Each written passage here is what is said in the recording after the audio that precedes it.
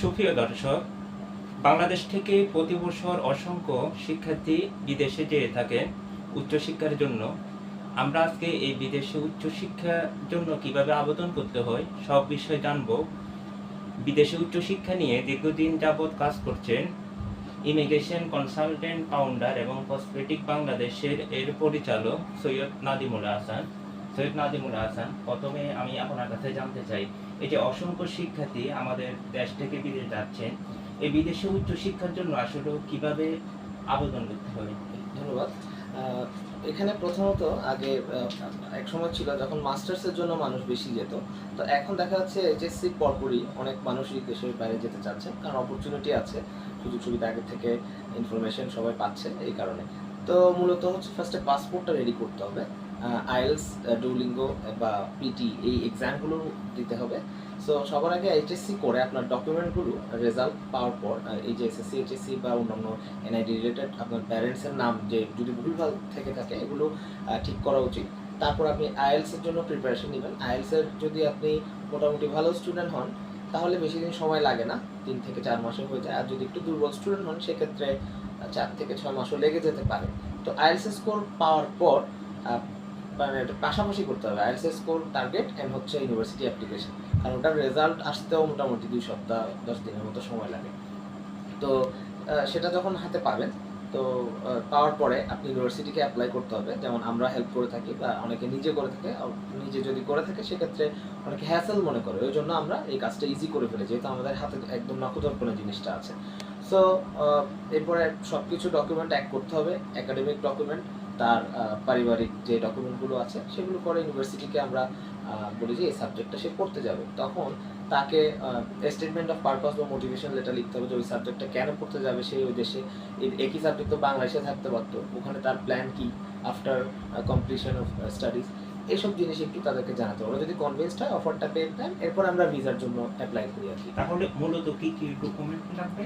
জি, ডকুমেন্টেশনের ক্ষেত্রে আপনার একাডেমিক ডকুমেন্টসগুলো তো আছে, প্লাস হচ্ছে ফাইন্যান্সিয়াল ডকুমেন্টস, যেখানে স্পন্সর হতে পারবে, যে মানে আপনার এটা ফাইন্যান্স করবে। ইউজুয়ালি বাবা মা, ভাই বোনও হতে পারে, বা একটু দূরের আত্মীয় হলে তার সাথে তার সম্পর্কটা প্রুফ থাকে। Bank statement? হ্যাঁ, ব্যাংক স্টেটমেন্ট। আচ্ছা, কি পরিমাণ টাকা এখানে? কি ফুল এখানে যে ফুল স্টাডি না, ধরেন ইউকে, ইউএসএ বা কানাডা, অস্ট্রেলিয়ার কথা বলি আমি, সেক্ষেত্রে হচ্ছে আপনি 1 বছরের টিউশন ফি, এবং তাদের গভর্নমেন্ট ওয়েবসাইটে থাকে যে কত টাকা পর্যন্ত 1 বছরের একটা স্টুডেন্টের রাফলি খরচ হয়। তা আমি যদি ইউকে টাকাটা আমার অ্যাকাউন্টে দেখাতে হবে, ইউকেতে দেখাতে হবে 2 মাস থেকে 3 মাসের মতো, ওরা বলে 28 দিন, বাট আমরা দেখছি যে প্র্যাকটিক্যালি কাজ করে এটা 2 মাস প্লাস হয়। ইউকের ক্ষেত্রে 2 মাসের কাছাকাছি, আপনি প্রায় 35 লাখের কাছাকাছি দেখাতে হয়। অস্ট্রেলিয়া, কানাডা এবং ইউএস এর ক্ষেত্রেও অলমোস্ট 35-40 এরকম দেখা যায়।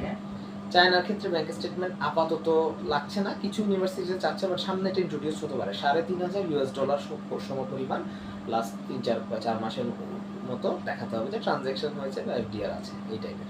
আচ্ছা আচ্ছা। আর চায়নার যদি যারা যেতে চাচ্ছে তাদের জন্য অনেক বেশি অপরচুনিটি আছে, কারণ হচ্ছে বাংলাদেশের সাথে চায়নার রিলেশনশিপটা অনেক ভালো এখন, ব্যবসা বাণিজ্যের দিকে বলেন, এবং তারা ওয়ার্ল্ডের অনেক বড় বড় ট্যালেন্টগুলোকে তাদের দেশে আগ্রহ করছে।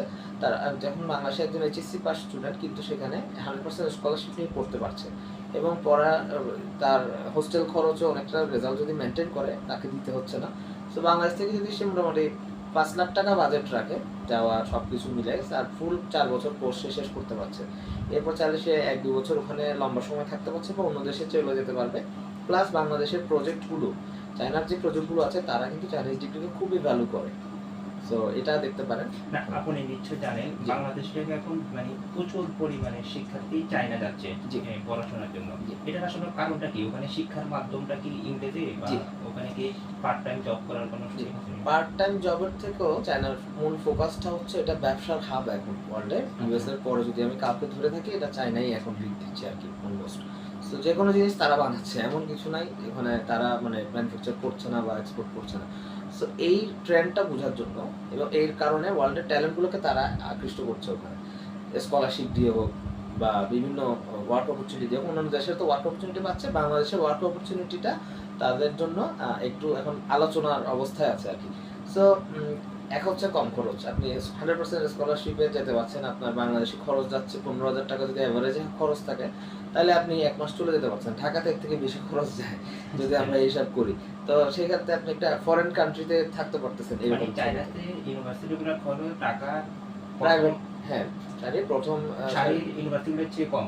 অলমোস্ট কাছাকাছি এবং কাছাকাছি। কম আচ্ছা, এরকম আচ্ছা। আর কি। যদি আপনি স্কলারশিপ না পান, স্কলারশিপ পেলে তো এটা আর খরচ এখন চায়নাতে পার্ট টাইম জি। কাজ করার সুযোগ আছে? কাজ এখন আপাতত সবাই যেটা করে এটা হচ্ছে অনলাইন ফ্রিল্যান্সিং করে বা টুকটাক ব্যবসা বাণিজ্য অনলাইনে ওখান থেকে নিয়ে এসে বাংলাদেশে সেল টেল করে এরকম আর কি। আচ্ছা, ওখানে ইউনিভার্সিটি থেকে সে হ্যাঁ, সে এরকম সাপোর্ট গুলো পায় এবং ইউনিভার্সিটি অনেক টুকটাক সাপোর্ট দেয়, কারণ তারা যদি তাদের দেশে নরমাল রুলস আপনি ভায়োলেট না করেন, ওরা এসবে বাধা দেয় না। আচ্ছা, আচ্ছা। এটা তাহলে চায়নার ইউনিভার্সিটিগুলোতে শিক্ষার মাধ্যম কি আসে? ভাষা মানে শিক্ষার মাধ্যম ইংলিশে এখন আছে। কিছু সাবজেক্ট আছে যেটা ওদের ল্যাঙ্গুয়েজে জানতে হয়, বাট ওটা খুব ম্যান্ডেটরি না, এখন সবাই ইংলিশে কম বেশি। হ্যাঁ, আমি শুনেছি ওই চায়নাতে 4-5টা ইউনিভার্সিটিতে বাংলা সাহিত্য নাকি পড়ানো জি, হয়। এখন অনেকে আনছে, যেমন একটা আমরা ব্লগারও দেখেছি, ওরা এখন বাংলাদেশে বিভিন্ন বাংলায়ও কাজ করতেছে এটা নিয়ে। আচ্ছা, আচ্ছা। জি। আচ্ছা, এই তো গেল চায়না। জি। তো ইউকে, ইউএসএ, অস্ট্রেলিয়া, ইউরোপের সম্পর্কে মালয়েশিয়ার হ্যাঁ, এখন মালয়েশিয়াতে একটু বলি, এটা বেশিক্ষণ লাগবে না। এর জন্য মালয়েশিয়া হচ্ছে এমন একটা দেশ যেখানে মানে মানে অলমোস্ট বাংলাদেশের মতো সময়ে তারা শুরু করছিল। তারা আমরা একটু পিছিয়ে আছি, বাট হোপফুলি আমরা ধরে ফেলবো মালয়েশিয়াকে, কারণ মালয়েশিয়া এমন এক জায়গায় চলে গেছে এখন। তাদের এডুকেশন যদি দেখেন, তাদের এডুকেশন আমাদের খরচ যদি চিন্তা করি, আমাদের দেশের প্রাইভেট ইউনিভার্সিটির কাছাকাছি, হ্যাঁ, র্যাঙ্কিং এর দিকে কিন্তু তারা উপরে আছে অনেকগুলোতে, অনেকগুলোতে আমাদের এখানেও আছে। কিন্তু এখন খরচের যদি চিন্তা করি, আপনার যাওয়া পর্যন্ত আপনি first year tuition fee, others অন্যান্য খরচ মিলে, হ্যাঁ, মোটামুটি 7 থেকে 10 লাখ টাকা যদি এক বছরের হিসাব হয়, যাওয়া পর্যন্ত শুধু, সেটা অন্য বছরের না। এখন আপনার অন্যান্য খরচ মিলে টোটাল 12 থেকে 15 লাখ টাকায় আপনি 4 বছরের কোর্স শেষ করে ফেলতে পারতেছেন, যেটা ঢাকার টপ ইউনিভার্সিটিগুলোতে এমনই যায়। তো এরপরে আপনি চাইলে ওখানে 2 বছর শেষ করে আর 2 বছর বা 1 বছর ইউকে বা অস্ট্রেলিয়াতেও মুভ করতে পারেন। এই অপরচুনিটি কিছু ইউনিভার্সিটিতে আছে।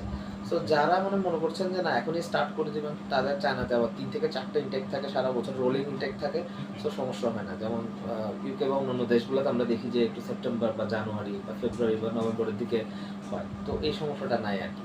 আর যুক্তরাষ্ট্রে আসলে বাংলাদেশের থেকে কি সব শিক্ষার্থীরা আবেদন করতে পারে?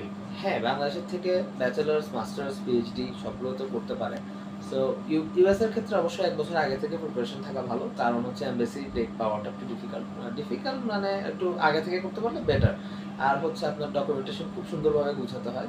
তারা দেখে যে জেনুইন স্টুডেন্ট, সে পড়ালেখা করবে, কাজ করবে, চলে আসবে, এই জিনিসটা দেখে।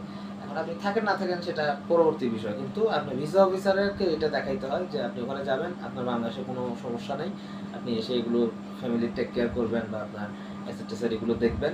এই জিনিসটার জন্য ডকুমেন্টেশন খুবই জরুরি। সো ইউএস এর জন্য যারা করছেন, আর ইউএস এর একটা লোন ফেসিলিটি আছে, আমরা আমাদের ওখানে একটা ফাইন্যান্স কোম্পানির সাথে এটা করেছি, 10 ইয়ার 10 বছরের লোন কোলাটারাল ছাড়া, এটা আপনি ধাপে ধাপে নিয়ে ধাপে ধাপে পে করতে পারবেন, এই ফ্যাসিলিটিটা আছে। আর অস্ট্রেলিয়া? অস্ট্রেলিয়াতে হচ্ছে এখন মানে ক্যানাডা তো মাঝখানে একটু সমস্যা হয়েছিল, তো যার ফলে অস্ট্রেলিয়াকে এখন যারা ফ্যামিলি নিয়ে যাবে বা প্ল্যান করছে, তারা এখনো পর্যন্ত ভালো অপরচুনিটি আছে। অস্ট্রেলিয়াতে নাকি পার্ট টাইম জব করা হয়? জি, 48 ঘন্টা, 14 দিন, 10 দিন, 14 দিনে 48 ঘন্টা পর্যন্ত করতে পারবেন। আর একটা সুবিধা হচ্ছে সেখানে আপনার ফ্যামিলি নিয়ে যাওয়ার একটা গুড অপরচুনিটি আছে এখনো। তো ওখানে যাওয়া পর্যন্ত আপনার 20 লাখ টাকার মতো যদি রাখেন, ইন্স্যুরেন্স, মেডিকেল, তারপরে হচ্ছে আপনার এই যে এয়ার টিকেট, তারপরে অন্যান্য যে প্রাসঙ্গিক খরচ, ইউনিভার্সিটির টিউশন ফিজের একটা অংশ পে করা, এগুলো সব মিলিয়ে এরকম একটা বাজেট রাখলে আপনি চলে যেতে পারবেন। আর টিউশন ফিজের আমি সবসময় বলি, টিউশন ফিজ যদি একটু কিছুটা সাপোর্ট যদি ফ্যামিলি থেকে নিতে পারে, তাহলে ওখানে লিভিং কস্ট, যেটা প্রায় বাংলাদেশি টাকায় 80,000 থেকে 1 লাখ টাকার উপরে একজন স্টুডেন্টের, কিছু ক্ষেত্রে বেশি হতে পারে, লাইফস্টাইলের উপর ডিপেন্ড করে, তো সেটা কভার করতে পারবেন। কিন্তু টিউশন ফিজটা একটু সাপোর্ট হলে স্টুডেন্টের জন্য ইজি হয়ে যায়, নাহলে কষ্ট করলে ইম্পসিবল না, বাট পারে এরকম। আচ্ছা, তা আপনার প্রতিষ্ঠানের মাধ্যমে যেমন কোনো স্টুডেন্ট যাচ্ছে বিদেশে, অসংখ্য ছাত্র যাচ্ছে আপনার মাধ্যমে, আপনি কস্টটা কেমন নেন? যে কস্ট হচ্ছে বেসিক্যালি ইউকে, অস্ট্রেলিয়া, নিউজিল্যান্ড, এগুলোর ক্ষেত্রে আমরা আসলে চার্জ আগে করতাম না, বাট এখন ইন্ডাস্ট্রি স্ট্যান্ডার্ড মেনটেন করে এবং আমাদের কিছু কাজ আছে, ফাংশন আছে, এই জন্য আমাদের 5,000 টাকা চার্জ করতে হয়। হ্যাঁ, আর এই ক্ষেত্রে চায়নার ক্ষেত্রে আমাদের এটা প্রায় 1,60,000 থেকে 1,80,000-এর মতো, কারণ ওখানে চাইনিজ এজেন্টদেরকে আমাদের টাকার বিষয় আছে, ওদেরকে আমাদের কিছু টাকা দিতে হয়।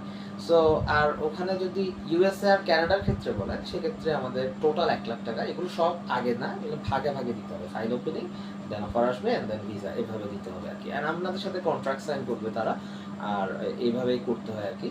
আর প্রত্যেকটা স্টেপে আমরা ধরুন এমবেসি ফেস, ডকুমেন্টেশন, প্রত্যেকটা জিনিস আমরা তাদেরকে গুছিয়ে দিই কিভাবে কি করতে হবে, একদম মক ইন্টারভিউর মতো করে রেডি করে তারপরে এমবেসিতে পাঠাই। এখন ধরুন কারো ভিসা হলো না, জি। যে আপনাদেরকে কিছু পেমেন্ট দিল, হ্যাঁ। তাহলে না, আমাদের ভিসার পেমেন্ট যেটা, ওটা আমাদের ওখানে আমাদের টার্মস এন্ড কন্ডিশনস এর মধ্যে আছে। আমাদের ফাইল ওপেনের টাকাটা নন রিফান্ডেবল, হ্যাঁ। আচ্ছা, আর ইউনিভার্সিটির যে পেমেন্টটা আপনি টিউশন ফিজের জন্য করবেন, সেটা আমাদের থ্রুতে করবেন না, সেটা ডাইরেক্ট ওদের অ্যাকাউন্টে করবেন। সে কারণে আপনি ওখানে রিফান্ড পলিসি দেখে ওরাই আপনাকে আপনার অ্যাকাউন্টে ব্যাক করে দিবে, ওখানে আমাদের কোনো হিসাব নেই। আর আমাদের যেটা ফাইল ওপেনিং টাকা, শুধু ওইটাই হচ্ছে নন রিফান্ডেবল, আর সব টাকা ফেরত দিতে হবে স্টুডেন্টদেরকে, কারণ এটাতে একটু সময় দিচ্ছি আমরা এখন। এই জন্য। অসংখ্য ধন্যবাদ সৈয়দ নাদিমুল হাসান। আপনার কাছ থেকে আমরা অনেক গুরুত্বপূর্ণ বিষয় জানলাম এই বিদেশে উচ্চ